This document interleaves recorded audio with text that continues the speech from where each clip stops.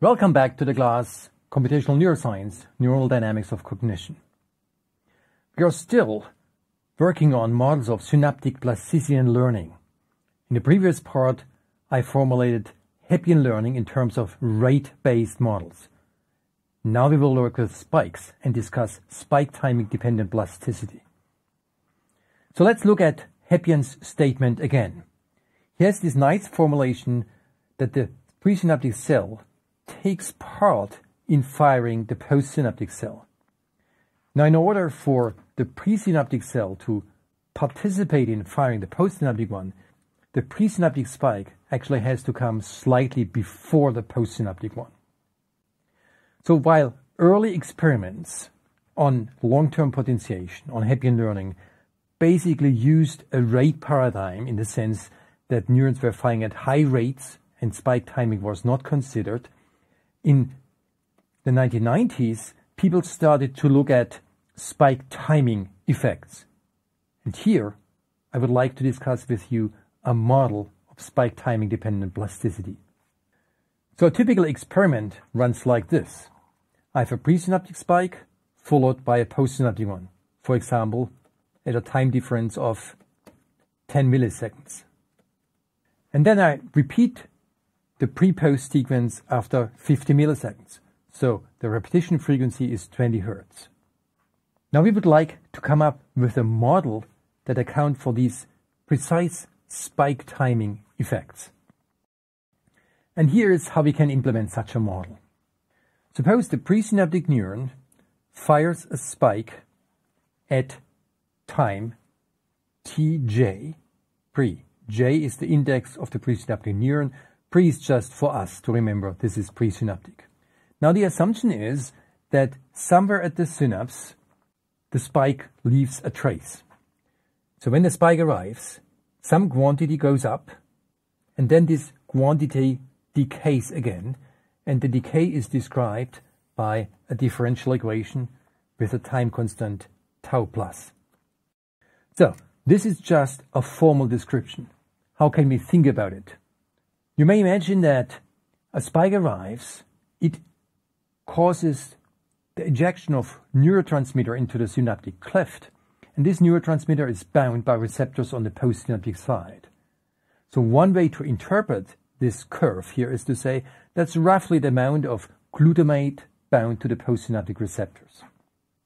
Now if later a postsynaptic spike occurs, then this postsynaptic spike will read out the momentary value of this variable zj plus. And that's formulated here. At the moment of the postsynaptic spike, we look at the value zj plus, and the amount of weight change is directly proportional to the momentary value of this variable zj plus. Now the actual jump in the weight depends on a parameter a, which in addition may depend on the weight itself. So this accounts for the sequence pre, before, post.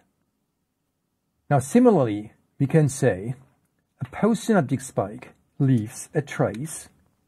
This trace will decay with the time constant tau minus, and if later there is a second presynaptic spike, say there's a presynaptic spike here, then we read out the value of the postsynaptic trace called Zi minus.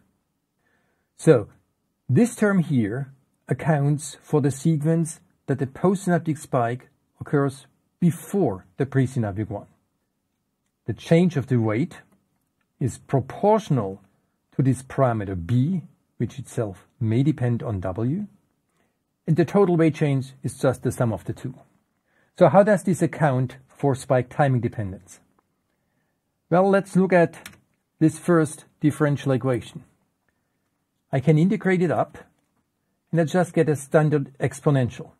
So for all times larger than the presynaptic time, I get a value e to the minus t minus t pre and we are talking about neuron J, divided by tau plus. Therefore, the weight change that happens at a later time, t post, after t pre, is this value here. So I plug this term in. This is my z plus, which I plug in here. So I have e to the minus t minus tj pre over tau. But I evaluate this at t post, so it becomes sensitive to the difference of spike timing. And then I copy this term in here, a of wij. Similarly, let's consider post before pre. A postsynaptic spike leaves a trace, and this zi minus for t larger than t post of neuron I, zi minus is e to the minus t post. With a different time constant tau minus, I set this in here, e to the minus t post for tau minus, and I evaluate at this time tj pre, and I have to copy this term b of wij, including the minus sign. So now I have two possibilities. Either it's pre before post, or it's post before pre. So for a single spike pair, the total weight change, delta wij, is an exponential on this side with a time constant tau plus, and it's an exponential on this side with the time constant tau minus, and the time axis here is t pre. So if pre is before post, I'm on this side. I have this positive weight change. That's this term here. If pre is after post, then I am on this side here. So the total weight change can be written as a function of t pre minus t post. So the result of this is that as a function of pre minus post, I get an exponential window with two sides and a jump in between, and the jump size corresponds to these values a and b. And such a SDDP window nicely accounts for data, for example here, the data of B and Poo from 1998. So far I've talked about a single pair of spikes. Now what happens if there are several spikes? So suppose I have a first spike here, then I have a second spike here, and I have a third spike there. So we want to jump at each presynaptic spike. So it's like putting the sum here over all firing times of the presynaptic neuron J. And this means that each time I increase by a small amount, and then I will decrease again with a time constant tau plus. Similarly, for the postsynaptic trace, if there are many postsynaptic spikes, then at each spike the trace will increase, and afterwards it will decay with a time constant tau minus.